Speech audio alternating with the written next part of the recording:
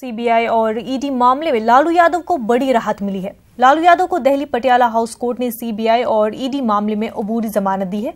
19 जनवरी तक अबूरी जमानत बढ़ा दी गई है। आपको बता दें, कोर्ट में आईआरटीसी इस्कॉम मामले पर समाअत हुई। ईडी मामले में राबड़ी देवी, तेजस्वी यादव समेत दीगर को राहत मिली है।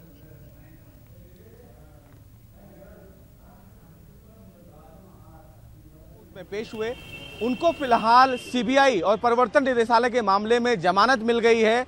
19 जनवरी को दोबारा इस पूरे मामले पर कोर्ट सुनवाई करेगा। वहीं तेजस्वी यादव, राबड़ी यादव को ईडी द्वारा जो अंतरिम जमानत मिली हुई थी, उस अंतरिम जमानत की अवधि को फिलहाल कोर्ट ने बढ़ा दिया है। जो अन्य लोग थे उनकी भी जमानत को बढ़ा दिया गया है।